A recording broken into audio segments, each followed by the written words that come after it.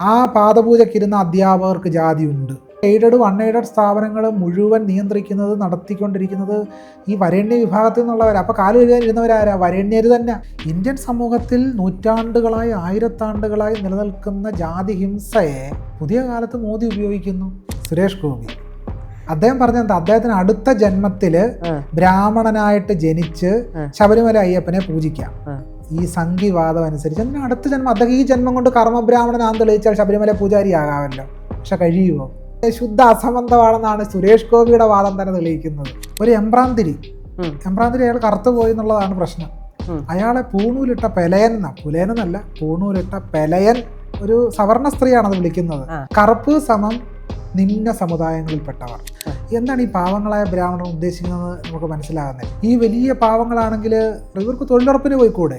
ഒറ്റ ബ്രാഹ്മണനെ നമ്മൾ തൊഴിലുറപ്പ് പദ്ധതി കാണുന്നില്ലല്ലോ. അതെന്താ കാണാത്തത്?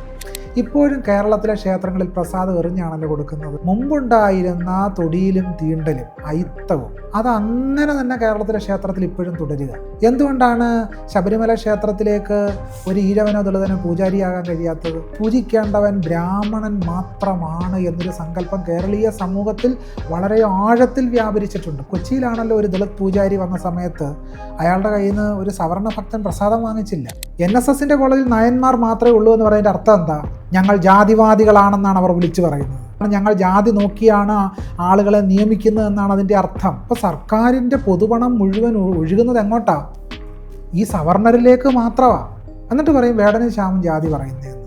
വാൽമീകി ഒരു ബ്രാഹ്മണനാണെന്നുള്ള തെളിവ് വാൽമീകി രാമായണത്തിലും ഉണ്ട്, സംസ്കൃതത്തിരിക്കപ്പെട്ട അധ്യാത്മ രാമായണത്തിലും. വാൽമീകി ഒരു കീഴാളനായിരുന്നുവെങ്കിൽ എന്തുകൊണ്ടാണ് ജാതി വ്യവസ്ഥയ്ക്കെതിരെ വാൽമീകി പോരാടാതിരുന്നത്? ദളിതരെ സംവരണ മണ്ഡലങ്ങളിലല്ലാതെ എവിടെങ്കിലും മത്സരിപ്പിച്ച ചരിത്രമുണ്ടോ? ഡോക്ടർ TS ശ്യാംകുമാറാണ് ഇന്ന് എന്നോടൊപ്പം ഉള്ളത്. നമസ്കാരം. നമസ്കാരം. ഭയങ്കര കൂളായിട്ടിരിക്കുന്നുണ്ടല്ലോ. എപ്പോഴും കൂളാണ്. ഇന്റർവ്യൂലൊക്കെ. പക്ഷെ കൂളാണെങ്കിലും ഇന്റർവ്യൂവിൽ ഇരിക്കുന്ന ആൾക്കാരെ അങ്ങോട്ട് അല്ലെങ്കിൽ പറയുന്ന വാക്കുകൾ അത്ര പഞ്ചുള്ളതാണ്. സാറിന് കേരള സാഹിത്യ അക്കാദമി അവാർഡ് കിട്ടി. ആരുടെ രാമൻ.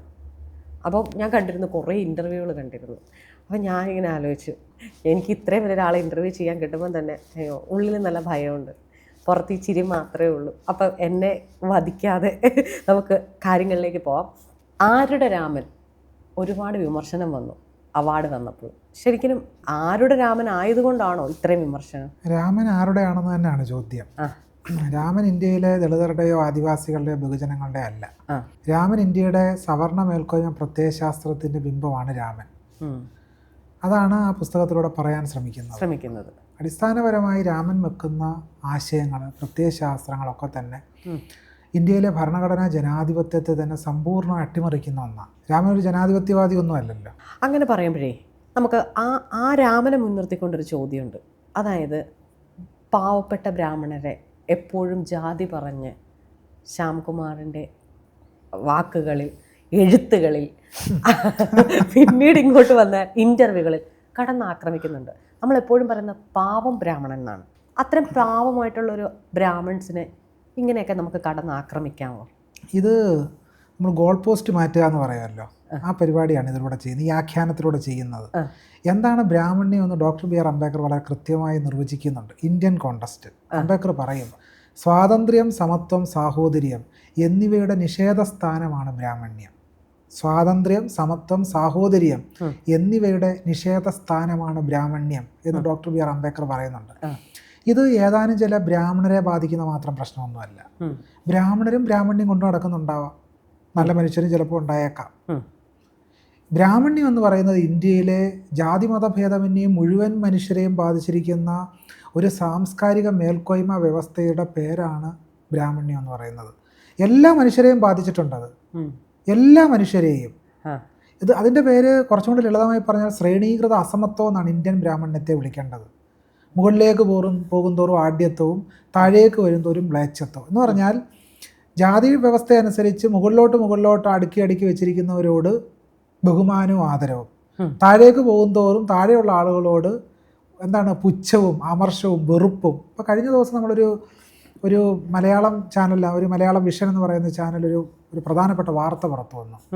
അത് ഒരു എംബ്രാന്തിരി അയാൾ കറുത്തു പോയി എന്നുള്ളതാണ് പ്രശ്നം. അയാളെ പൂണൂലിട്ട പെലയൻ പുലയനെന്നല്ല, പൂണൂലിട്ട പെലയൻ വോയിസ് റെക്കോർഡ് വന്നിരുന്നു. ഒരു സവർണ സ്ത്രീയാണത് വിളിക്കുന്നത്. എന്തുകൊണ്ടാണ് അയാളെ അങ്ങനെ വിളിക്കാൻ കാരണം? ഇത് കറുപ്പിനോടുള്ള പ്രശ്നം മാത്രമല്ല, നമ്മളിത് പൊതുവെ കറുപ്പിനോടുള്ള പ്രശ്നമായിട്ട് ഇതിനെ സാത്മീകരിക്കാറുണ്ട്, അങ്ങനെ അവതരിപ്പിക്കാറുണ്ട്. ഇത് കറുപ്പിനോടുള്ള പ്രശ്നമല്ല. കറുപ്പ് സമം നിമ്ന സമുദായങ്ങളിൽപ്പെട്ടവർ. അതെ, കറുപ്പാണെങ്കിൽ അവരെല്ലാം അവർണരായിരിക്കും. അങ്ങനെയല്ല. ഇപ്പൊ പഞ്ചാബിലെ ദളിതരൊക്കെ കറുത്തവരാണോ? പഞ്ചാബിലെ ദളിതരൊക്കെ നല്ല വെളുത്തവരാ. ഇന്ത്യക്ക് പുറത്തും ആദിവാസി സമുദായത്തിലുള്ള ധാരാളം ആളുകളുണ്ട്, ആഫ്രിക്കയിലും അതുപോലെ തന്നെ മറ്റ് പ്രദേശങ്ങളിലും ഒക്കെ ഉണ്ട്. നമ്മുടെ കേരളത്തിലും ഉണ്ട്. അവരൊക്കെ എല്ലാം കറുത്തവരാ. ആദിവാസികളൊക്കെ കറുത്തവരാണോ? അപ്പം ഇന്ത്യൻ കോണ്ടസ്റ്റിൽ കറുപ്പ് സമം ആദിവാസി അല്ലെ ദളിത് അല്ലെങ്കിൽ അവർണർ എന്നൊരു കാഴ്ചപ്പാട് പൊതുവേ ഉണ്ട്. അതുകൊണ്ട് പൂണൂലിട്ട പെലയൻ എന്ന് വിളിക്കുന്നതിലൂടെ ഇയാളൊരു കുറഞ്ഞ ആളാണ്, ഇയാളൊരു മോശക്കാരനാണ് എന്ന് പറയുന്ന ഒരു ജാത്യധിക്ഷേപമാണ് യഥാർത്ഥത്തിൽ അവിടെ നടത്തുന്നത്. ഇപ്പം ഈ പറഞ്ഞ പോലെ തന്നെ എംബ്രാന്തിരിയുടെ കാര്യം പറഞ്ഞ പോലെ തന്നെ അടുത്തിടെ നമ്മുടെ ഒരു ചീഫ് ജസ്റ്റിസ് ഇതേ സാധനം എന്നെ കറുപ്പ് കൊണ്ട് അധിക്ഷേപിച്ചു എന്നും പറഞ്ഞ് രംഗത്ത് വന്നിട്ടുണ്ടായിരുന്നു. ഞാൻ പേര് പറയുന്നില്ല, മനസ്സിലായി കാണുമെന്ന് വിചാരിക്കുന്നു. എനിക്ക് പേഴ്സണലി മനസ്സിലായത്, ഇപ്പം കറുപ്പിനെ കുറിച്ച് പറഞ്ഞതുകൊണ്ടാണ് ഇത് ഓർത്ത് പറഞ്ഞത്. നമ്മുടെ ഇതിലൊരു ടോപ്പിക്കേ അല്ലായിരുന്നു. വന്ന് പറയുവാണ് എന്നെ കറുപ്പ് കൊണ്ട് അധിക്ഷേപിച്ചു. അപ്പോൾ കറുപ്പുള്ളവരും അല്ലെങ്കിൽ കറുത്ത ഉന്നത കുലജാതിയിലുള്ളവരൊക്കെ അല്ലെങ്കിൽ ഏതിലുള്ള നമ്മൾ കേൾക്കുമ്പോൾ അയ്യോ കറുപ്പിനെ അധിക്ഷേപിച്ചുകൊണ്ടാണ്. പക്ഷെ എനിക്ക് പേഴ്സണലി വായിക്കാൻ പറ്റിയത്, കറുത്തതാണേലും ഞാൻ ഇന്ന ജാതി അല്ലേ എന്നൊരു പബ്ലിക്കായിട്ട് പറയുന്ന പോലെ തോന്നി. അതെ അതെ, തീർച്ചയായിട്ടും അങ്ങനത്തെ ഒരു മനോഭാവം ഇന്ത്യയിൽ കേരളത്തിൽ വളരെ ശക്തമാണ്. ഞാൻ കറുത്തതായതുകൊണ്ട് ഇന്ന ജാതി അല്ല കേട്ടോ, ഞാൻ ഉയർന്ന ജാതി തന്നെയാണ്, പക്ഷെ എൻ്റെ കറുപ്പിനെയാണ് കളിയാക്കിയത്. പക്ഷെ അതിലൊരു പുറമോടിയുണ്ട്. അതായത് ഞങ്ങൾ ഇവരുടെയൊക്കെ ഒപ്പം തന്നെയാണ്, കറുത്തവർക്കൊപ്പം തന്നെയാണ് നിൽക്കുന്നത്, ജാതി ഇല്ല എന്നുള്ളൊരു പൊടി എനിക്ക് ഫീൽ ചെയ്തിരുന്നു. അപ്പം അങ്ങനെ പറയുകയാണെങ്കിൽ ഇപ്പം ഞാൻ ആദ്യം പറഞ്ഞല്ലോ പാവം ബ്രാഹ്മണൻ എന്ന് പറയുന്ന പോലെ, ഈ ബ്രാഹ്മണർ നമ്മളിപ്പോൾ പറയുന്നത്, ഇപ്പം ഞാൻ ശ്യാം ചേട്ടൻ്റെ ഒരുപാട് ഇൻ്റർവ്യൂസ് കാണുന്നതിലെല്ലാം ഈ ബ്രാഹ്മണ്യത്തെക്കുറിച്ച് പറയുന്നതാണ് കേട്ടോ ഈ ഒരു ഇതിലേക്ക് തന്നെ വന്നേ. ബ്രാഹ്മണർ എപ്പോഴും നമ്മൾ ഈ പറഞ്ഞ പോലെ ഈ ചാതുർവർണ്ണ്യം ഇങ്ങനെ നിലനിർത്തിക്കോ ഇപ്പം ഇല്ല. ബ്രാഹ്മണനെ നിലനിർത്തേണ്ടത് അതിന് താഴെയുള്ള നമ്മൾ ഈ ശ്രേണിയിൽ പറയുമ്പോൾ ശൂദ്രനാണെന്ന് പറയുന്നുണ്ട്. അവർക്കാണ് ഈ ശരിക്കും ഈ പറയുന്ന ജാതി അംഗീകരിക്കുന്ന ബ്രാഹ്മണ്യത്തിന് തന്നെ ഇതിൻ്റെ ഈ കറക്റ്റ് എന്താ പറയുക, ഇവർക്കാണോ ഇത് നിലനിർത്തേണ്ടത് അതോ ഈ ശൂദ്രർക്കാണോ നിലനിർത്തേണ്ടത്? കേരളത്തെ സംബന്ധിച്ച് രണ്ടു കൂട്ടരും ഒരുപോലെ ഇത് കൊടുത്തു ആദാനപ്രദാനങ്ങളിലൂടെ മുന്നോട്ട് പോകുന്ന ഒന്നാണ് ഈ ബ്രാഹ്മണ്യം എന്ന് പറയുന്നത്. നമുക്ക് ആ പറഞ്ഞ വിഷയത്തിലേക്ക് ഒന്ന് മടങ്ങി. ഈ പാവപ്പെട്ട ബ്രാഹ്മണർ, പാവങ്ങളായ ബ്രാഹ്മണർ, എന്താണ് ഈ പാവങ്ങളായ ബ്രാഹ്മണർ ഉദ്ദേശിക്കുന്നത് നമുക്ക് മനസ്സിലാകുന്നില്ല. അതായത് പാവങ്ങളായ ബ്രാഹ്മണർ എന്ന് ഉദ്ദേശിക്കുന്നത് ദാരിദ്ര്യമുള്ള ബ്രാഹ്മണരെയാണോ ഉദ്ദേശിക്കുന്നത്? അതായത് സമ്പത്തൊന്നും ഇല്ലാത്ത ബ്രാഹ്മണരെയാണോ ഉദ്ദേശിക്കുന്നത്? സമ്പത്തൊന്നും ഇല്ലെങ്കിൽ പോലും സാംസ്കാരികമായിട്ട് അവർക്ക് വലിയ ഉന്നതിയുണ്ട് ഇന്ത്യൻ സമൂഹത്തിൽ, വലിയ ബഹുമാനത്തോടു കൂടിയാണ് ബ്രാഹ്മണരെ കാണുന്നത്. ഈ വലിയ പാവങ്ങളാണെങ്കിൽ ഞാൻ എന്താണ് ചോദിക്കേണ്ട ഒരു പ്രധാനപ്പെട്ട, ഇവർക്ക് തൊഴിലുറപ്പിന് പോയിക്കൂടെ? തൊഴിലുറപ്പ് പദ്ധതി ഉണ്ടല്ലോ, കേരളത്തിലുണ്ട്, ഇന്ത്യയിലുണ്ട്. വളരെയധികം പാവങ്ങളാണ്, എന്തുകൊണ്ട് തൊഴിലുറപ്പ് പദ്ധതിക്ക് പോകുന്നില്ല? ഒറ്റ ബ്രാഹ്മണനെ നമ്മൾ തൊഴിലുറപ്പ് പദ്ധതി കാണുന്നില്ലല്ലോ. അതെന്താ കാണാത്തത്? എത്ര ബ്രാഹ്മണർ ഇന്ത്യയിലെ, പ്രത്യേകിച്ച് കേരളത്തിൽ 26,000 ദളിത് കോളനികളുണ്ടെന്നാണ് പഠനങ്ങൾ തെളിയിക്കുന്നത്. ലേറ്റസ്റ്റ് ആയിട്ടുള്ള മായ പ്രമോദിൻ്റെ PhD തീസിസ് തന്നെ തെളിയിക്കുന്ന ഒന്നാണ്. അപ്പോൾ മായയുടെ പഠനം പറയുന്നത് കേരളത്തിൽ 26,000 ദളിത് കോളനികളുണ്ട്. ഈ പ്രത്യേകിച്ച് സജീവോത്തവപുരം പോലെയുള്ള കോളനികളിൽ വ്യത്യസ്ത സമുദായങ്ങൾ വസിക്കുന്നുണ്ടെന്നാണ് സർക്കാർ തന്നെ പറയുന്നത്. അങ്ങനെയാണെങ്കിൽ ഈ കോളനികളിൽ എന്തുകൊണ്ടാണ് ബ്രാഹ്മണരില്ലാത്തത്? എനിക്ക് നേരിട്ട് ബോധ്യപ്പെട്ടിട്ടുള്ള പല കോളനികളിലും ഈഴവരുണ്ട്, മുസ്ലിങ്ങളുണ്ട്. പക്ഷെ ഒരിക്കലും നമ്മൾ ഈ കോളനികളിൽ ആരെ കാണുന്നില്ല? ബ്രാഹ്മണരെ കാണുന്നില്ല. അതിൻ്റെ അർത്ഥം എന്താണ്? വളരെ വ്യക്തമാണല്ലോ.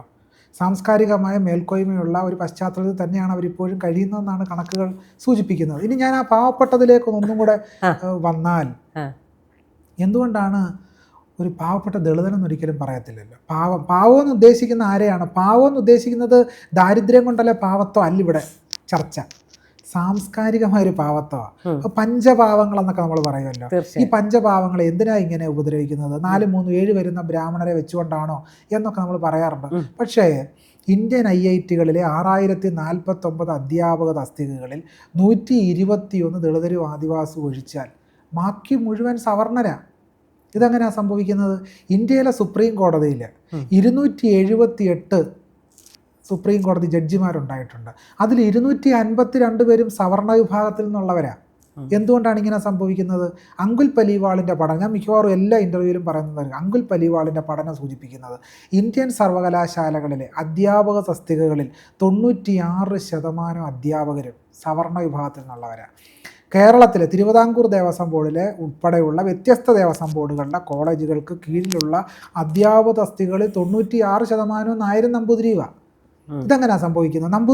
നമ്പൂതിരി ഉണ്ട്, നായരും ഉണ്ട്, സവർണ വിഭാഗത്തിൽ നിന്നുള്ളവരാ. ഇതെന്തുകൊണ്ടാണ് സംഭവിക്കുന്നത്? എനിക്ക് ഏതോ പറഞ്ഞപ്പോൾ ഒരു ഓർമ്മ വരുന്നത്, ഇതെങ്ങനെ സംഭവിക്കുന്നു എന്നുള്ളത് നമ്മൾ പബ്ലിക്കിന് ഇട്ട് കൊടുക്കേണ്ട ഒരു ചോദ്യമാണ്. നമ്മൾ തമ്മിൽ സംസാരിക്കുമ്പോൾ പബ്ലിക്കിനാണ് ഇത് ഇട്ട് കൊടുക്കുന്നത്. അപ്പം ഇതിൽ എനിക്കൊരു ഓർമ്മ വന്നൊരു കാര്യം, ക്രിത്താർട്സ് എന്ന് പറഞ്ഞിട്ടൊരു സ്ഥാപനമുണ്ട്. അതുപോലെ തന്നെ ക്രസ്റ്റ്, അതിൻ്റെ കീഴിൽ അതായത് SC ST OBC കുട്ടികളെ, OBC OEC കുട്ടികളെ പഠിപ്പിക്കുന്ന കോഴിക്കോട്ടത്തെ ഒരു സ്ഥാപനമാണ്. ഇംഗ്ലീഷ് ലേണിംഗ് 6 months എന്തോ നമ്മളുടെ കുറച്ചുകൂടെ കരിയറിന് ഇമ്പ്രൂവ് തന്നെ, നമ്മൾ പല രീതിയിലും നമുക്ക് ഇമ്പ്രൂവ് ആകാൻ പറ്റാത്ത ഇംഗ്ലീഷ് ലാംഗ്വേജ്, പിന്നെ മത്സര പരീക്ഷകളിൽ നമ്മളെ കുറച്ചുകൂടെ നമുക്ക് കോൺഫിഡൻസ് തരുന്നത്. അതിൽ അന്ന് ഞാൻ പഠിക്കുമ്പോൾ അവിടെ ഒരു നമ്പൂതിരിയായിരുന്നു ഹെഡായിട്ടിരുന്നത്. ഇങ്ങിപ്പുറ വന്ന ക്രിത്താർട്സിലിരിക്കുന്നത് ആരാണ്? മനസ്സിലായോ? അപ്പം നമ്മൾ ഇത് എന്തുകൊണ്ടാണെന്ന് നമ്മൾ നിരന്തരം സമൂഹത്തിനോട് ചോദിക്കുവാണ്, എന്തുകൊണ്ടാണ്. ഇപ്പം ശ്യാമേട്ടൻ എന്നോട് ചോദിച്ചു എന്തുകൊണ്ടാണ്, ഞാൻ ശ്യാമേട്ടനോട് ചോദിക്കുക എന്തുകൊണ്ടാണ് ശ്യാമേട്ട?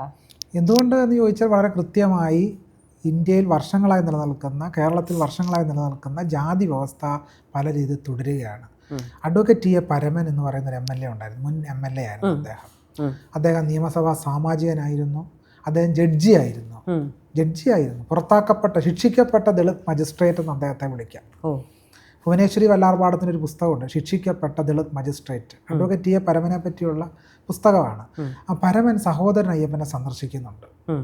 സഹോദരൻ അയ്യപ്പനെ സന്ദർശിക്കുമ്പോൾ ഇപ്പോൾ കേരളത്തിലെ ജാതി വ്യവസ്ഥയൊക്കെ എങ്ങനെയാണ് എന്ന് സഹോദരൻ അയ്യപ്പൻ ടി.എ. പരമൻ മാഷോട് ചോദിക്കുന്നു. അപ്പോൾ പരമൻ മാഷ് പറയുന്നൊരു കാര്യം, എല്ലാം ഷുഗർ കോട്ടിംഗ് ആണെന്നാണ് പറയുന്നത്. കാര്യങ്ങളെല്ലാം പഴയതുപോലെ തന്നെ, പക്ഷേ ഷുഗർ കോട്ടിംഗ് ആണ്. ഈ ഷുഗർ കോട്ടിംഗ് ആണ് കേരളത്തിൽ നിലവിലുള്ളത്. കേരളത്തിൽ ഒരുപാട് സർവകലാശാലകളുണ്ട്. ഈ സർവകലാശാലകളിൽ എത്ര ദളിത് വൈസ് ചാൻസലർമാരുണ്ട്, ദളിത് പ്രൊഫസർമാരുണ്ടല്ലോ. എന്തുകൊണ്ടാണ് ആ പ്രൊഫസർമാരൊന്നും വൈസ് ചാൻസലർമാരായി മാറിത്തീരാത്തത്? എന്തുകൊണ്ടാണ് നമ്മുടെ ഉന്നതമായ സാംസ്കാരിക സ്ഥാപനങ്ങളുടെ അധ്യക്ഷ പദവികളിലേക്ക് ദളിതർ വരാത്തത്? അപ്പോൾ നമ്മുടെ നവോത്ഥാനം എന്ന പേരിൽ അറിയപ്പെടുന്ന കേരളീയ ജ്ഞാനോദയ പദ്ധതിക്ക് ചില കോട്ടങ്ങളുണ്ടെന്നും നമ്മൾ ജാതി വ്യവസ്ഥ പഴയതുപോലെ തന്നെ അതിനെ ഷുഗർ കോട്ടിങ്ങോടുകൂടി കൊണ്ടു നടക്കുകയാണെന്നാണ് ഈ കണക്കുകളെല്ലാം സൂചിപ്പിക്കുന്നത്. അത് തുടരുകയാണ് പല നിലയ്ക്കും. അപ്പോൾ അതിൻ്റെ അർത്ഥം ജാതീയമായ പുറന്തള്ളൽ, ഹിംസ വളരെ ശക്തമായി നിലനിൽക്കുന്ന ഒരു സ്ഥലമാണ് കേരളം. ഇപ്പം ശ്യാമേട്ടൻ പറഞ്ഞത് എനിക്ക് മനസ്സിലാവുന്നുണ്ട്, അല്ലെങ്കിൽ ഞാൻ നിരന്തരം ആളുകളെ കാണുകയും നമ്മൾക്കത് മനസ്സിലാവുകയും നമ്മളത് എന്തുകൊണ്ടും നമുക്ക് എക്സ്പ്ലെയിൻ ചെയ്യാൻ പറ്റുന്നില്ല. ഇപ്പോൾ ചേട്ടൻ പറഞ്ഞ പോലെ ജാതീയത ഉണ്ട്, അതായത് ഈ മുറിയിൽ വായു ഉണ്ട് എന്ന് ചേട്ടനും എനിക്കും അറിയാം, മനസ്സിലാവുന്നുണ്ടോ? പക്ഷെ എവിടെയെന്ന് ചോദിച്ചാൽ നമുക്ക് കാണിച്ചു കൊടുക്കാനില്ല. അല്ലത് വളരെ കൃത്യമായിട്ട് കാണിച്ചു കൊടുക്കാൻ പറ്റും, വളരെ കൃത്യമായിട്ട് കാണിച്ചു കൊടുക്കാൻ പറ്റും. ഇപ്പോഴും നമുക്ക് ഗ്രാമങ്ങളിൽ പോയാൽ അറിയാം, വളരെ കേരളത്തിലെ ഗ്രാമങ്ങൾ, നമ്മൾ ഈ ഒരർത്ഥത്തിൽ പറഞ്ഞാൽ അരപ്പട്ടണമാണല്ലോ കേരളം മുഴുവൻ. അരപ്പട്ടണം എന്ന് ഞാൻ പറയുന്നത് പൂർണ്ണമായിട്ട് നാഗരികവൽക്കരിക്കപ്പെട്ട സമൂഹമൊന്നും അല്ല. അപ്പോൾ ഇപ്പോഴും ഗ്രാമങ്ങളിൽ ദളിതരെ എത്ര മുതിർന്ന ഒരു ദളിത് സ്ത്രീയെ പോലും വിളിക്കുന്നത്, മറ്റ് സമുദായങ്ങളിലും മറ്റ് ജാതികളിലും പെട്ടവർ. എന്തുകൊണ്ടാണ് അത്? ജാതി അവിടെ വളരെ കൃത്യമായിട്ടുണ്ട്. ഇനി ഞാൻ വേറൊരു ഒരു ഉദാഹരണം പറയാം. ഇപ്പോഴും കേരളത്തിലെ ക്ഷേത്രങ്ങളിൽ പ്രസാദം എറിഞ്ഞാണല്ലോ കൊടുക്കുന്നത്. അതെന്തുകൊണ്ടാണ് കേരളത്തിലെ ക്ഷേത്രങ്ങളിൽ പ്രസാദം എറിഞ്ഞു കൊടുക്കുന്നത്? മുമ്പുണ്ടായിരുന്ന തൊടിയിലും തീണ്ടലും അയിത്തവും അതങ്ങനെ തന്നെ കേരളത്തിലെ ക്ഷേത്രത്തിൽ ഇപ്പോഴും തുടരുക. എന്തുകൊണ്ടാണ് ശബരിമല ക്ഷേത്രത്തിലേക്ക് ഒരു ഈഴവനോ ദളിതനോ പൂജാരിയാകാൻ കഴിയാത്തത്? ജാതിയാണ്, ജാതി അല്ലാതെ മറ്റൊന്നും അല്ല.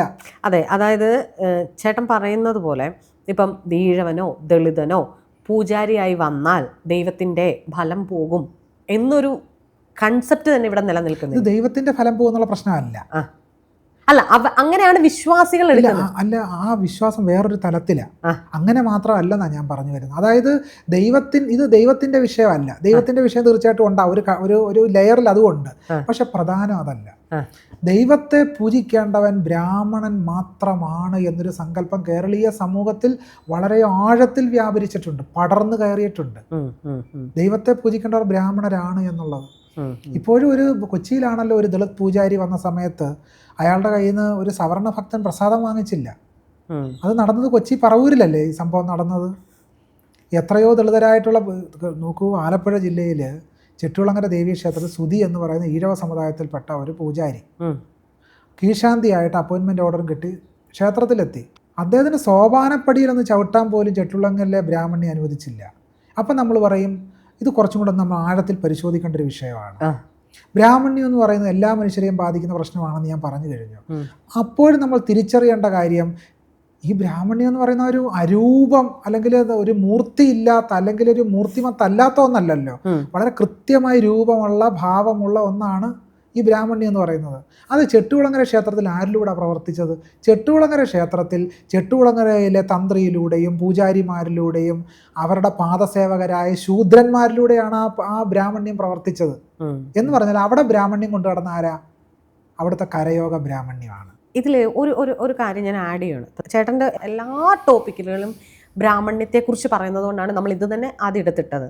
ഈ ബ്രാഹ്മണ്യം എന്ന് പറയുന്ന അല്ലെങ്കിൽ പൂജിക്കുന്നവർ ഉപനിഷത്തുകളും വേദങ്ങളും ഒക്കെ പഠിക്കുകയും, അതായത് രാമായണം മഹാഭാരതം പോലുള്ള എല്ലാം പഠിക്കുകയും, അതായത് ദൈവതുല്യമായിട്ടാണ്. അതായത് ദൈവത്തിനെ നമ്മൾക്ക് കാണാൻ പറ്റില്ലെങ്കിൽ ബ്രാഹ്മണനൂടെ കാണാം. നമുക്ക് ദൈവത്തോട് കമ്മ്യൂണിക്കേറ്റ് ചെയ്യണമെങ്കിൽ ബ്രാഹ്മണനുമായിട്ട് കമ്മ്യൂണിക്കേറ്റ് ചെയ്യുന്നത് പോലെയാണ് എന്നുള്ളൊരു മിത്തല്ല, അങ്ങനെ ഒരു സങ്കല്പം തന്നെ ഇവിടെ ഉണ്ട്. അതുകൊണ്ടാണ് ഇവിടെ പലപ്പോഴും കവടി നിരത്താനും പ്രശ്നങ്ങൾക്കും ഒക്കെ പോയി ആളുകൾ ബ്രാഹ്മണൻ്റെ അടുത്ത് പോകുന്നത്. അങ്ങനെയുള്ള ബ്രാഹ്മണർ, ഒരാളുമായിട്ട് ഇങ്ങനെ എന്നോട് സംസാരിച്ചപ്പോൾ ചോദിച്ചതാണ്, രാമായണം എഴുതിയ വ്യക്തി ജാതിയിൽ താഴ്ന്നവനാണ്, അദ്ദേഹത്തിൻ്റേത് ബ്രാഹ്മണ്യം ഉള്ളവർ അംഗീകരിക്കുന്നുണ്ട്, അപ്പോൾ പിന്നെ നിങ്ങൾക്ക് എന്താ അംഗീകരിച്ചു കൂടാത്തത്? ഇനി രണ്ടാമത്തെ ചോദ്യം പുള്ളി പറയുന്നത്, ബ്രാഹ്മണ്യം എന്ന് പറഞ്ഞാൽ നമ്മൾക്ക് ജന്മം കൊണ്ട് കിട്ടുന്ന ഒന്നല്ല, കർമ്മം കൊണ്ട് ആർക്കും ബ്രാഹ്മണനാവാം. എനിക്ക് ബ്രാഹ്മണനാവാം, ശ്യാമേട്ടന് ബ്രാഹ്മണനാവാം.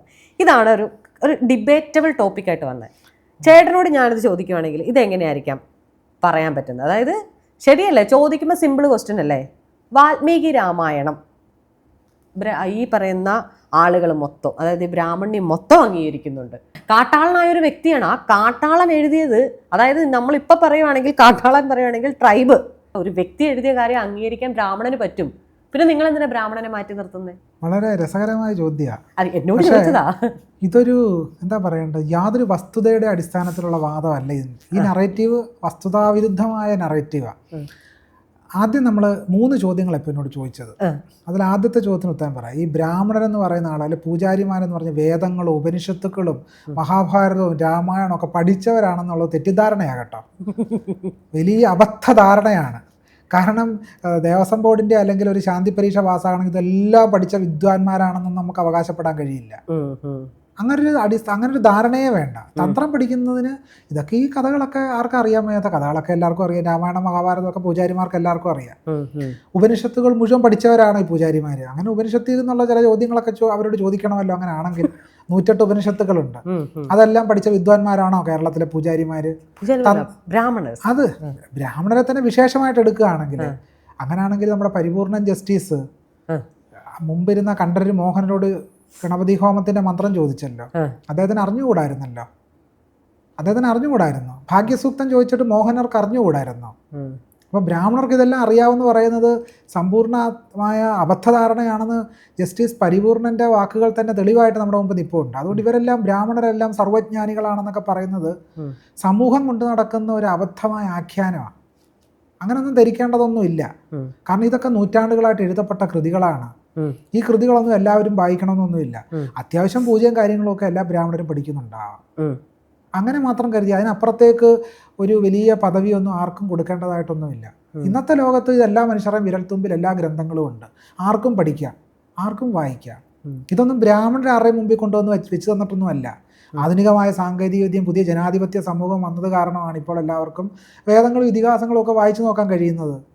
അതൊന്നും ഏതെങ്കിലും ബ്രാഹ്മണന്റെ ദാനമൊന്നുമല്ല. അതൊക്കെ ഇന്ത്യയിലെ ജനസമൂഹം, ബഹുജനങ്ങളും ദളിതരും ആദിവാസികളും ഒക്കെ പോരാടി നേടിയെടുത്തതാണ്. ഒരു ബ്രാഹ്മണന്റെയും ദാനമൊന്നുമല്ല ഇന്ത്യയിലെ ജനാധിപത്യം. രാമായണവും മഹാഭാരതവും താലത്തിൽ വെച്ച് തരുന്നത് പോലെ നമുക്ക് കയ്യിൽ വെച്ച് തന്നല്ല ജനാധിപത്യം. അത് നമ്മൾ മറന്നു പോകരുത്. ഇനി രണ്ടാമത്തെ ചോദ്യത്തിലേക്ക് വന്നാൽ, വാൽമീകി ഒരു കീഴാളനാണ്, അതുകൊണ്ട് ബ്രാഹ്മണ്യം, കർമ്മബ്രാഹ്മണ്യം നിലനിൽക്കും എന്നുള്ളതാണല്ലോ വാദം. ഇത് വീണ്ടും രണ്ട് ചോദ്യങ്ങളായിട്ട് അത് പിരിയുക. ഞാൻ ആദ്യത്തെ ചോദ്യത്തിലേക്ക്, വാൽമീകി കീഴാളനാണോ എന്നുള്ളതാണ് ആദ്യത്തെ ചോദ്യം. വാൽമീകി രാമായണത്തിൽ തന്നെ യുദ്ധകാണ്ഡത്തിൽ പറയും, പ്രജേതസോഹം പുത്രഃ, ഞാൻ പ്രജേതസിൻ്റെ പുത്രനാണെന്നാണ് വാൽമീകി രാമായണത്തിൽ വാൽമീകി തന്നെ പറയുന്നത്. ആരാണ് പ്രജേതസ്? പ്രജേതസ് ഒരു കീഴാളനൊന്നുമല്ല, ഒരു സവർണ മഹർഷിയാണ്. അപ്പോൾ പ്രജേതസിൻ്റെ പുത്രനായ വാൽമീകി എങ്ങനെയാണ് കീഴാളനാകുന്നത്? ഇനിയും സംസ്കൃതത്തിൽ രചിക്കപ്പെട്ട അധ്യാത്മ രാമായണത്തിൽ തന്നെ പറയുന്നുണ്ട്, ഞാൻ ജന്മം കൊണ്ട് ബ്രാഹ്മണനാണ്, കർമ്മം കൊണ്ട് ഞാൻ ശൂദ്രനായി പോയതാണ്. ജന്മം കൊണ്ട് ഞാൻ ബ്രാഹ്മണനാണെന്ന് വളരെ വ്യക്തമായി സംസ്കൃതത്തിൽ രചിക്കപ്പെട്ട അധ്യാത്മ രാമായണത്തിൽ പറയുന്നുണ്ട്. ഈ കേരളത്തിലുള്ള ആളുകൾ ഈ എഴുത്തച്ഛൻ്റെ രാമായണം കിളിപ്പാട്ട് മാത്രം വായിച്ചിട്ടുള്ളതുകൊണ്ട് അവർക്ക് ഈ കഥകൾ അറിയണമെന്നില്ല. ഇതൊരു സംഘിവാദമാണ്. അല്ല, ഈ സംഘിവാദം എവിടെ നിന്ന് വന്നു എന്നാണ് ഞാൻ പറയാൻ ശ്രമിക്കുന്നത്.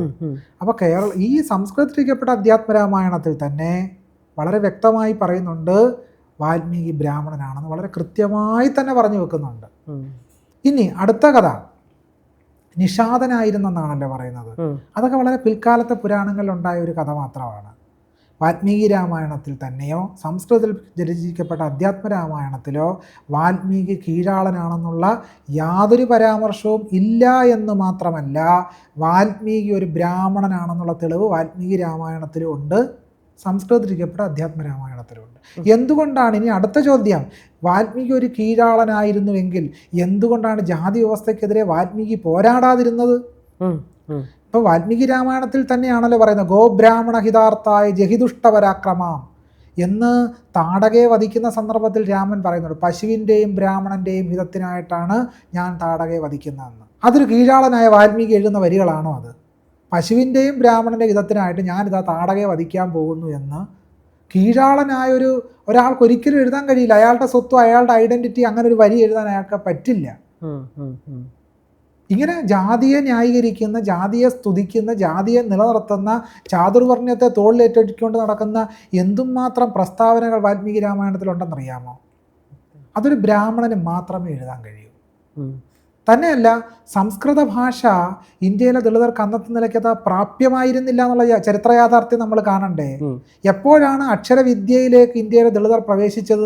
19കളുടെ അവസാനം. അത് പുതിയ ബ്രിട്ടീഷ് മിഷണറിമാരുടെ പ്രവർത്തനങ്ങളും അതുപോലെ തന്നെ കേരളത്തെ സംബന്ധിച്ച നവോത്ഥാന പ്രക്രിയകളുടെയൊക്കെ ഭാഗമായിട്ടാണ് ഇന്ത്യയിലെ കേരളത്തിലെ ദളിതരൊക്കെ വിദ്യാധികാരത്തിലേക്ക് പ്രവേശിച്ചത്. അതിനു മുമ്പ് ഈ വേദങ്ങളും ഇതിഹാസങ്ങളും ഒക്കെ കഥാരൂപത്തിൽ വാമൊഴി പാരമ്പര്യത്തിൽ നിലവിലുണ്ടായിരുന്നിരിക്കാം. പക്ഷെ അക്ഷരരൂപത്തിൽ അത് ഒരു കീഴാളൻ പകർത്തി വെച്ചു എന്നുള്ള വാദം ചരിത്രവിരുദ്ധമാണ്. ഇതാണ് അടുത്ത മൂന്നാമത്തെ പ്രശ്നം, കർമ്മബ്രാഹ്മണ്യം. കർമ്മം കൊണ്ട് ആർക്കും ബ്രാഹ്മണനാകാം. വ്യവഹാരമാല എന്ന് പറയുന്ന കേരളത്തിലെ വളരെ പ്രധാനപ്പെട്ട ഒരു ധർമ്മശാസ്ത്ര ഗ്രന്ഥം. ആ കൃതിയുടെ പ്രാധാന്യം എന്ന് പറയുന്നത് തിരുവിതാംകൂറിലെ റാണി തിരുവിതാംകൂറിൻ്റെ ഭരണഘടനയാക്കാൻ ആഗ്രഹിച്ചൊരു ടെസ്റ്റാണ് വ്യവഹാരമാല എന്ന് ഉള്ളൂർ എസ് പരമേശ്വരയ്യർ വ്യവഹാരമാല പ്രസിദ്ധീകരിച്ച സന്ദർഭത്തിൽ അതിൻ്റെ ആമുഖത്തിൽ രേഖപ്പെടുത്തിയിട്ടുണ്ട്. ഇനി ഞാൻ വിഷയത്തിലേക്ക് വരാം. വ്യവഹാരമാലയിൽ പറയുന്നത് പൂണൂല് വിട്ട് നടക്കുന്ന ബ്രാഹ്മണനെ പോലെ പൂണൂല് വിട്ട് നടക്കുന്ന ശൂദ്രനെ രാജാവ് ശിക്ഷിക്കണമെന്നാണ് വ്യവഹാരമാലയിൽ പറഞ്ഞിട്ടുള്ളത്. പിന്നെ കർമ്മബ്രാഹ്മണ്യം അവിടെ പോയി. എന്താണ് പറഞ്ഞിരിക്കുന്നത്? ബ്രാഹ്മണനെ പോലെ പൂണൂല് ധരിച്ചു നടക്കുന്ന ശൂദ്രനെ രാജാവ് ശിക്ഷിക്കണം. വൃഷലൻ എന്നാണ് ശൂദ്രനെ പറ്റി അതിനകത്ത് പറഞ്ഞിരിക്കുന്നത്. വൃഷലൻ അനുവദിക്കുന്നില്ല. ശങ്കരാചാര്യരുടെ ഗീതാഭാഷ്യത്തിലും ഉപനിഷത് ഭാഷ്യങ്ങളിലുമൊക്കെ കർമ്മബ്രാഹ്മണ്യത്തെ അംഗീകരിച്ചിട്ടേ ഇല്ല ശങ്കരാചാര്യര്. ശൂദ്രന് വിദ്യാധികാരം ഇല്ലെന്ന് പറയുന്നതിന് കാരണം എന്തെന്നറിയാമോ? ശൂദ്രാണാം അസമാസകരണം ഏകജാതിത്വേ സതി വേദ അനധികാരാത്. ശൂദ്രാണാം അസമാസകരണം ഏകജാതിത്വേ സതി വേദ അനധികാരാത്. ശൂദ്രന് പൂണൂൽ ധരിക്കാൻ അവകാശമില്ലാത്തതിനാൽ വേദം അഭ്യസിക്കാൻ അവകാശമില്ല എന്ന് വളരെ കൃത്യമായിട്ട് ശങ്കരാചാര്യര് ഭാഷ്യത്തിൽ വ്യക്തമാക്കിയിട്ടുണ്ട്. ശൂദ്രൻ സഞ്ചരിക്കുന്ന പട്ടടയാണ് എന്ന് സംസ്കാര പരാമർശത്തദഭാവിലാഭാച്ഛ എന്ന് തുടങ്ങുന്ന ബ്രഹ്മസൂത്ര ഭാഷ്യഭാഗത്തിൽ ശങ്കരാചാര്യർ എഴുതിയിട്ടുമുണ്ട് ശൂദ്രൻ സഞ്ചരിക്കുന്ന പട്ടടയാണെന്ന്. ശങ്കരാചാര്യർ തന്നെ ഗൗതമ ധർമ്മസൂത്രം ഉദ്ധരിച്ചിട്ട് പറയും, അധഹാസ്യ വേദം ഉപസൃണ്ണത സ്ത്രഭുജതുഭ്യാം ശ്രോത്രപ്രതിപൂരണം ധാരണേ ശരീരഭേദ ഉച്ചാരണേ ജിഹ്വാച്ഛേദ എന്ന് പറഞ്ഞാൽ വേദം ധരിക്കുന്ന ശൂദ്രൻ്റെ ശരീരം വെട്ടിപ്പിളർക്കണമെന്നും ചെവിയിൽ ഈയമുരുക്കി ഒഴിക്കണമെന്നുമാണ് ശങ്കരാചാര്യര് ബ്രഹ്മസൂത്ര ഭാഷ്യത്തിൽ പറഞ്ഞിരിക്കുന്നത്. പിന്നെ എന്ത് കർമ്മബ്രാഹ്മണ്യത്തെ പറ്റി പറയുന്നത്? കർമ്മബ്രാഹ്മണനാകാൻ നടക്കുന്ന ശൂദ്രൻ്റെ ഗതിയെപ്പറ്റി ശങ്കരാചാര്യർ ഇങ്ങനെ പറഞ്ഞു വെച്ചിരിക്കുന്നത്. ഇനി കർമ്മബ്രാഹ്മണനാകാൻ നടന്ന വിശ്വാമിത്രൻ്റെ അവസ്ഥ എന്താണ് എന്ന് വസിഷ്ഠ വിശ്വാമിത്ര കഥ പറയുന്നുണ്ട്. വാൽമീകി രാമായണത്തിലും മറ്റു പുരാണങ്ങളിലും എല്ലാം കഥയുണ്ട്. വിശ്വാമിത്രൻ്റെ ആഗ്രഹം വസിഷ്ഠനെ പോലെ ഒരു ബ്രാഹ്മണനാകണം. വിശ്വാമിത്രൻ അതിന് നൂറ്റാണ്ടുകൾ തപസ് ചെയ്യേണ്ടി വന്നു. എന്നിട്ടും വിശ്വാമിത്രൻ ആരായില്ല? ബ്രാഹ്മണനായില്ല. കാരണം വസിഷ്ഠൻ ജന്മം കൊണ്ട് ബ്രാഹ്മണനാണ്, വിശ്വാമിത്രൻ ജന്മം കൊണ്ട് ക്ഷത്രിയനായിരുന്നു. ജന്മം കൊണ്ട് ക്ഷത്രിയനായ വിശ്വാമിത്രന് ഇത്രയധികം പാടുപെടേണ്ടി വന്നു, എന്നിട്ടും ബ്രാഹ്മണനായില്ല. ഒരങ്കുലത്തിൽ മാത്രം വ്യത്യാസമേ ഉള്ളൂ ക്ഷത്രിയനും ബ്രാഹ്മണനും തമ്മിൽ. എന്നിട്ട് വിശ്വാമിത്രൻ ഇത്രയും കഷ്ടപ്പെടേണ്ടി വന്നല്ലോ എന്ന് നാരായണ ഗുരുസ്വാമികൾ കർമ്മ ബ്രാഹ്മണ്യത്തെ പരിഹസിക്കുന്നുണ്ട്. പൂണൂര് വിട്ട് ഒരിക്കലും ഒരു ശിഷ്യൻ പൂണൂര് വിട്ട് ഗുരുവിൻ്റെ മുമ്പിൽ വന്നു. അപ്പോൾ ഗുരു പറഞ്ഞു, ഇതെന്തിനു കൊള്ളാം? താക്കോലിട്ടുകൊണ്ട് നടക്കാൻ കൊള്ളാം പൂണൂല്, അല്ല വേറെ ഒന്നിനും കൊള്ളില്ല എന്ന് ഗുരു ഈ പൂണൂലിനെ സംബന്ധിച്ച് പറഞ്ഞിട്ടുണ്ട്. അപ്പോൾ ഗുരു തന്നെ കേരളത്തിൻ്റെ നവോത്ഥാനത്തിൻ്റെ വിപ്ലവാത്മക തേജസ് എന്ന് നമുക്ക് അടയാളപ്പെടുത്താൻ കഴിയുന്ന നാരായണ ഗുരുസ്വാമികൾ തന്നെ കർമ്മ ബ്രാഹ്മണ്യത്തെ അംഗീകരിച്ചിട്ടില്ല. ഗുരു തന്നെ പറയുന്നുണ്ടല്ലോ, ന ബ്രാഹ്മണാതിരസ്യൈവം ഹാ തത്വം വേത്തി ഗോപിന. ബ്രാഹ്മണാദി ഭേദങ്ങൾ നിലനിൽക്കുന്നില്ല. അസ്യ തത്വം ന വേത്തി. ഈ തത്വം ആരും അറിയുന്നില്ലല്ലോ. മനുഷ്യാണാം മനുഷ്യത്വം ജാതിർഗോത്വം ഗവാം യഥാ ഗവാം ഗോത്വം. എപ്രകാരമാണോ പശുവിന് പശുത്വം, തഥാ മനുഷ്യാണാം മനുഷ്യത്വം ജാതി. അപ്രകാരം മനുഷ്യർക്ക് മനുഷ്യത്വമാണ് ജാതി. അവിടെ എന്താണ് കർമ്മബ്രാഹ്മണ്യം? മനുഷ്യത്വത്തിന് വേണ്ടിയാണ് നാരായണ ഗുരു നിലകൊണ്ടത്, അല്ലാതെ കർമ്മബ്രാഹ്മണനാകാനല്ല. ഈ രണ്ട് കാര്യങ്ങളും എന്നോടൊരു വ്യക്തി തർക്കിച്ചതിൻ്റെ ഫലമായിട്ടാണ് ഞാൻ ചോദ്യം ചോദിച്ചത്. ഈ രണ്ട് ചോദ്യങ്ങളും മനസ്സിലായില്ലേ? ഒന്ന് ജന്മം കൊണ്ടും മറ്റൊന്ന് അതും. അല്ല, ഇതിനോട് ഒരു രസകരമായ ഒരു കാര്യം കൂടെ ആഡ് ചെയ്തോട്ടെ. കർമ്മബ്രാഹ്മണനാകാൻ എന്താണ് നമ്മുടെ ബഹുമാനപ്പെട്ട MP സുരേഷ് ഗോപി അദ്ദേഹം പറഞ്ഞത്, അദ്ദേഹത്തിന് അടുത്ത ജന്മത്തിൽ ബ്രാഹ്മണനായിട്ട് ജനിച്ച് ശബരിമല അയ്യപ്പനെ പൂജിക്കാം. ഈ സംഘിവാദം അനുസരിച്ച് എന്തിനാ അടുത്ത ജന്മം? അദ്ദേഹം ഈ ജന്മം കൊണ്ട് കർമ്മബ്രാഹ്മണനാന്ന് തെളിയിച്ചാൽ ശബരിമല പൂജാരി ആകാമല്ലോ. പക്ഷെ കഴിയുമോ? കഴിയില്ല. എന്താ കഴിയാത്തതിന് കാരണം? കഴിയാത്തതിന് കാരണം കർമ്മബ്രാഹ്മണ്യ ശുദ്ധ അസംബന്ധമാണെന്നാണ് സുരേഷ് ഗോപിയുടെ വാദം തന്നെ തെളിയിക്കുന്നത്. അടുത്ത ജന്മത്തിലേക്ക് അദ്ദേഹം ഈ ജന്മത്തിൽ ചെയ്യാനുള്ള പരിപാടിയല്ല, അടുത്ത ജന്മത്തിൽ ബ്രാഹ്മണനായിട്ട് ജനിച്ചിട്ട് ശബരിമല അയ്യപ്പനെ പൂജിക്കാമെന്നാണ് സുരേഷ് ഗോപി. ശ്യാംചേട്ടൻ പറഞ്ഞാൽ വലിയ കാര്യമുണ്ട്. അതായത് കർമ്മം കൊണ്ട് നമുക്ക് ബ്രാഹ്മണനാവാമെങ്കിൽ ഈ ജന്മം തന്നെ ബ്രാഹ്മണനാവാം. എന്നിട്ട് സാധിക്കുന്നില്ല. എത്ര കർമ്മബ്രാഹ്മണർക്ക് മറ്റുള്ള ബ്രാഹ്മണറെ വീട്ടിൽ നിന്ന് പെണ്ണ് കൊടുക്കൂ? ഞാൻ കർമ്മബ്രാഹ്മണനാണ്, എന്നാൽ വിവാഹാലോചന നടക്കുമോ? ഒന്നും നടക്കാൻ പോകുന്നില്ല. നടക്കും. എപ്പോഴാണെന്നറിയാമോ? ഇതൊരു ട്വിസ്റ്റായിട്ട് പറയുന്നതല്ല. എന്നെ കഴിഞ്ഞ ദിവസം ഒരാൾ ഫോൺ വിളിച്ചു. നടക്കും എന്ന് ഞാൻ പറയുന്നതിനൊരു ചെറിയൊരു ഇത് പറഞ്ഞാണേ. അദ്ദേഹം എന്നോട് വിളിച്ചപ്പോൾ എന്നോട് പറഞ്ഞു, പുള്ളി കാസ്റ്റ് ദളിത് കാസ്റ്റാണ്. പുള്ളി കല്യാണം കഴിച്ചേക്കുന്ന ബ്രാഹ്മണ കുടുംബത്തിൽ നിന്നാണ്. കല്യാണം കഴിക്കാൻ പറ്റിയത് എന്നോട് പറഞ്ഞു. അപ്പം ഞാനിങ്ങനെ കൺഫ്യൂഷനായി. പുള്ളി ഇങ്ങനെ പറഞ്ഞൊക്കെ കഴിഞ്ഞ് കൺഫ്യൂഷനായപ്പോൾ ലാസ്റ്റ് പറഞ്ഞേ, ഞാനവരെ കല്യാണം കഴിക്കുന്നത് അവർ പെന്തക്കോസ് പള്ളിയിൽ ചേർന്നതിന് ശേഷമാണ്. മനസ്സിലായോ? അങ്ങനെ ഒരു ഒട്ടും കൂടെ ഉണ്ടെന്ന് ഞാൻ പറഞ്ഞു. അത് തീർച്ചയായിട്ടും ഉണ്ട്. അത് ഈ കർമ്മബ്രാഹ്മണവാദമായിട്ട് ബന്ധമില്ല. അത് കോണ്ടസ്റ്റ് വേറെയാ. അതെ, അല്ല ഞാൻ പറഞ്ഞത് അങ്ങനെ. അത് തീർച്ചയായിട്ടും സമൂഹത്തിൽ വളരെ ന്യൂനതരമായിട്ട് തീർച്ചയായിട്ടും നടക്കുന്നുണ്ടാവാം. പക്ഷെ ഈ വാദത്തിന്റെ കോണ്ടസ്റ്റിൽ അത് നടക്കുമെന്ന് എന്റെ ചോദ്യം. ഇല്ല, അത് നടക്കാൻ പോകുന്നില്ലല്ലോ. കാരണം ഇപ്പൊ നോക്കൂ, ഒരുപാട് അല്ല ഇനി ആൾക്കാർ ഇതിന്റെ അടിയിൽ വന്ന് കമന്റ് ഇടുവേ ഇങ്ങനെയൊക്കെ. വളരെ ലളിതമായ ചോദ്യം ഞാൻ ചോദിക്കാൻ പോകുന്നത്, പൂണൂലിട്ട് നടക്കുന്ന ധാരാളം ഈഴവ പൂജാരിമാരുണ്ട്. അവര് എന്താണ് ബ്രാഹ്മണരെ അതിശയിക്കുന്ന രീതിയിലാണ് വേദപഠനവും വേദ ഓത്തും ഒക്കെ ആയിട്ട് നടക്കുന്നത്. അവരൊക്കെ ഏതെങ്കിലും ബ്രാഹ്മണന്റെ വീട്ടിൽ നിന്ന് വേളി കഴിച്ചിട്ടുണ്ടോ? അവരൊക്കെ ഉത്തമരായ കർമ്മബ്രാഹ്മണരാണെന്ന് കരുതി ഏതെങ്കിലും ബ്രാഹ്മണ ഇല്ലെങ്കിൽ നിന്ന് അവർക്ക് പെണ്ണുങ്ങളെ വിവാഹം കഴിച്ചു കൊടുത്തിട്ടുണ്ടോ? ഈ കർമ്മബ്രാഹ്മണ്യവാദം ചരിത്രവിരുദ്ധമാണെന്നും ഈ കർമ്മബ്രാഹ്മണ്യവാദത്തിൽ യാതൊരു വസ്തുതയില്ലെന്നും ഇത് ഈ സംഗതി തന്നെ ഈ വർത്തമാനകാല കേരള സമൂഹം തന്നെ അത് തെളിയിക്കുന്നുണ്ട്. ഇനി നമുക്ക് ഒരു കാര്യം കൂടെ. ഇപ്പം നമ്മൾ പറയുമ്പം ജാതി ശ്രേണി പിടിക്കുകയാണ്. ഒരു ക്ഷത്രിയൻ വന്നു, ക്ഷത്രിയൻ ഇപ്പം ശൂദ്രൻ വരുന്നുണ്ട്. ഞാൻ ആദ്യം തന്നെ ചോദിച്ചു, ഇവരെ ഇങ്ങനെ നിലനിർത്തേണ്ടത് ശൂദ്രരുടെ ആവശ്യമാണോ? ഇപ്പം ചേട്ടൻ്റെ എല്ലാ ഇൻ്റർവ്യൂവിലും ശൂദ്രർ എന്ന് പറയുമ്പോൾ എനിക്ക് എന്തുകൊണ്ടാണ് ചേട്ടനോട് ഇത്ര പേഴ്സണൽ ക്വസ്റ്റ്യങ്ങൾ ചോദിക്കേണ്ടി വരുന്നതെന്ന് വെച്ചാൽ, എൻ്റെ ചുറ്റുവട്ടത്തുള്ള ആൾക്കാർ ഇതൊക്കെ കേട്ടിട്ട് എന്നോട് ചോദിക്കും, അപ്പം നമുക്ക് ഇവരോട് പറയാൻ മറുപടികളില്ല. ഇത് നമുക്കൊരു മറുപടിയായിട്ട് കൊടുക്കാം എന്നുള്ളതുകൊണ്ടാണ്. അതായത് ശൂദ്രർ എന്ന് പറയുന്നവർ ഞങ്ങൾ പാവങ്ങളല്ലേ, പണ്ട് ഞങ്ങൾക്ക് അങ്ങനെ അല്ലെങ്കിൽ ആ ജാതി ശ്രേണിയിൽ അവർ കുറേ അനുഭവിച്ചിട്ടുണ്ട്. എനിക്ക് തോന്നുന്നു ഇതൊരു തമാശ പോലുമല്ല. ഏറ്റവും കൂടുതൽ കഷ്ടപ്പാട് അനുഭവിച്ചാൽ ഇത്രയും കൂടുതൽ ആക്ച്വലി ഡാമേജ് ആയ ഒരു സ്ത്രീകൾ എന്ന് പറയുന്നത് ശൂദ്ര സ്ത്രീകളാണ്. ഇങ്ങനെയാണ് നമ്മൾ പറയപ്പെടുന്നത്. അപ്പോൾ അവർ ചോദിക്കുന്നത് ഞങ്ങളെ എന്തിനാണ് ഉപദ്രവിക്കുന്നത്. ഇപ്പം ഇങ്ങോട്ട് വരുമ്പോൾ വേടൻ, നമ്മൾ പുതിയ കോൺടസ്റ്റിന് വേടൻ ജാതി പറയുന്നു. വേടൻ പറയുന്നതല്ല ഞങ്ങളുടെ നെഞ്ചത്തേക്കാണ്. വേടൻ പറഞ്ഞു കഴിഞ്ഞാൽ ഇപ്പുറം ഒരു ശ്യാമു പറയുന്നു. വേടനും ശ്യാമും നിരന്തരം ഇവിടെ കിടന്നുകൊണ്ട് ജാതി പറയുവാണ്. അതും ഞങ്ങൾ ശൂദ്രരെയാണ് പറയുന്നത്. ഞങ്ങൾ നിങ്ങൾക്ക് എന്ത് ചെയ്തു, എന്ത് തെറ്റ് ചെയ്തു എന്നാണ് ചോദിക്കുന്നത്. ഈ ജാതി നിരന്തരം പറയാൻ വളരെ വ്യക്തമായിട്ട് ഉത്തരവുണ്ട്. കേരള ശാസ്ത്ര സാഹിത്യ പരിഷത്തിൻ്റെ കേരള പഠനം 2.0 പുറത്തു വന്നിട്ടുണ്ട്. ആ പഠനം പറയുന്നത് സർക്കാർ ഉദ്യോഗത്തിൽ ഹിന്ദു മുന്നോക്ക വിഭാഗത്തിൻ്റെ അമിത പ്രാതിനിധ്യമാണെന്നാണ് ശാസ്ത്ര സാഹിത്യ പരിഷത്തിൻ്റെ പഠനം തെളിയിക്കുന്നത്. ഞങ്ങൾ എന്ത് ചെയ്തു? കേരളത്തിലെ തിരുവിതാംകൂർ ദേവസ്വം ബോർഡിൻ്റെ കോളേജുകളിലെ അധ്യാപക തസ്തികകളിൽ 96% സവർണരാണ്. ഞങ്ങൾ എന്ത് ചെയ്തു? ചെയ്തതിൻ്റെ ഫലമാണ് കാണുന്നത്. ഞങ്ങൾ എന്ത് ചെയ്തു?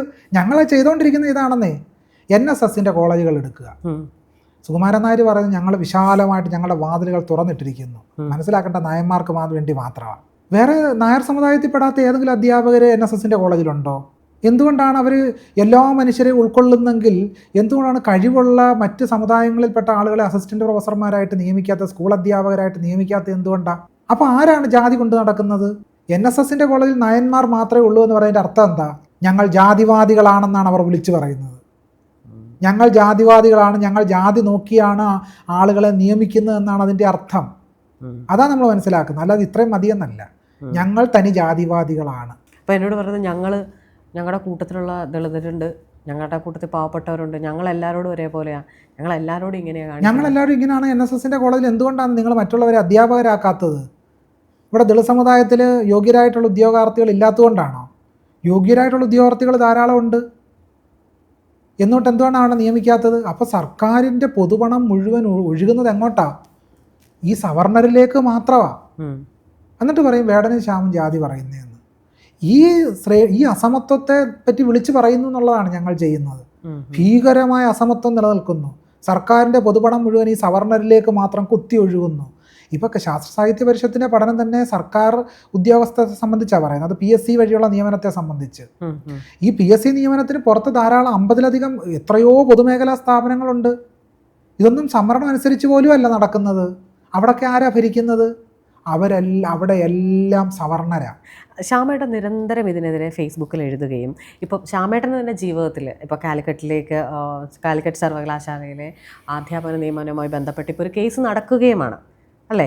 കേസ് നടക്കുകയാണ്. അപ്പോൾ ആ പഠനത്തിൻ്റെ അടിസ്ഥാനത്തിലാണോ ചേട്ടൻ ഇങ്ങനെ ഇപ്പോൾ പറഞ്ഞ പോലെ നായരാണ് ഏറ്റവും കൂടുതൽ, അല്ലെങ്കിൽ ഇന്ന ജാതിയിൽപ്പെട്ടവർ ഇപ്പോൾ പറഞ്ഞ പോലെ പുസ്തകം ഇറങ്ങിയതിൻ്റെ അടിസ്ഥാനത്തിൽ ഉന്നത കുലജാതി ആണ് അവിടെ ഏറ്റവും കൂടുതൽ നിൽക്കുന്നത്? ഇപ്പം ഈ പറഞ്ഞ പോലെ ഇത്രയും ഗ്രാജുവേറ്റ് ആയിട്ടുള്ള ഒരുപാട് പേരെ എനിക്കറിയാം. നമ്മളുടെ തന്നെ ഇതിൽ എഴുത്തിലും വായനയിലും നമുക്കറിയാം. പക്ഷെ അവർക്കൊന്നും അർഹിക്കുന്നൊരു പൊസിഷൻ കിട്ടുന്നില്ല. ഇതിനെ എങ്ങനെ നമുക്ക് ബ്രേക്ക് ചെയ്യാനാവും? ഇപ്പം ഇവർ വാദം കൊണ്ട് വരുന്നുണ്ടല്ലോ, സാധു ബ്രാഹ്മണൻ ഞങ്ങൾ എന്ത് ചെയ്തു, ഇത്തരം വാദങ്ങൾ കൊണ്ട് വരുന്നുണ്ടല്ലോ. ഇവരെ നമുക്ക് സാധാരണക്കാരാണത് പറയുന്നത്. കാരണം അവർക്ക് ജോലി ഉണ്ടാവത്തില്ല അവരുടെ കുടുംബത്തിലാർക്കും. അവരോട് ഈ കണക്ക് പറഞ്ഞു കഴിഞ്ഞാൽ എന്തുകൊണ്ടാണ് NSS കോളേജിലെ നായന്മാരെ അത് അറിയില്ല ഇങ്ങനെ കൈമലർത്തും. അപ്പോൾ അങ്ങനെ ഒരു സാധാരണക്കാരനോട് നമുക്ക് എന്തായിരിക്കും പറയാൻ പറ്റില്ല? ഈ നമ്മൾ മനസ്സിലാക്കേണ്ട ഏറ്റവും പ്രധാനപ്പെട്ട പ്രശ്നം വെച്ചാൽ ജാതീയമായ പുറന്തള്ളൽ, ഹിംസ എന്ന് പറയുന്നത് സാംസ്കാരികമായും സാമൂഹികമായും രാഷ്ട്രീയമായിട്ട് നടന്നുകൊണ്ടിരിക്കുന്ന ഒരു കാര്യമാണ് കേരളത്തിൽ. ദളിതരെ സംവരണ മണ്ഡലങ്ങളിലല്ലാതെ എവിടെങ്കിലും മത്സരിപ്പിച്ച ചരിത്രമുണ്ടോ? ഇല്ല. എൻ്റെ ഏറ്റവും അവസാനത്തെ ഇൻ്റർവ്യൂവിൽ ഞാൻ ചോദിച്ചൊരു ചോദ്യം, എന്തുകൊണ്ടാണ് സംവരണ മണ്ഡലങ്ങളിലല്ലാതെ ഒരിടത്ത് പോലും? രാധാകൃഷ്ണ മിനിസ്റ്റർ ഇടതുപക്ഷക്കാരനാണ്, CPMൻ്റെ സമുന്നതനായ നേതാവാണ്. അദ്ദേഹത്തെ പോലൊരു സംവരണ മണ്ഡലത്തിൽ മാത്രമാണ് മത്സരിപ്പിക്കുന്നത്. സംവരണ മണ്ഡലത്തിലല്ലാതെ ഒരു മത്സരത്തിൽ തീർച്ചയായിട്ടും മത്സരക്ഷമനായിട്ടുള്ള ഒരാളാണ്. എന്തുകൊണ്ടാണ് അദ്ദേഹത്തെ പോലും അങ്ങനെ നിർത്തുന്നത്? അത്ര ഭീകരമായ ജാതിഹിംസ നമ്മുടെ പൊതുസമൂഹത്തിലുണ്ട്, നിലീനമായിരിക്കുന്നു ജാതി. ഇത് മനസ്സിലാക്കാൻ ഇനിയും പ്രത്യേകിച്ച് PhD ഒന്നും ആവശ്യമില്ല. കണ്ണു തുറന്ന് സമൂഹത്തിലേക്ക് നോക്കിയാൽ മാത്രം മതി.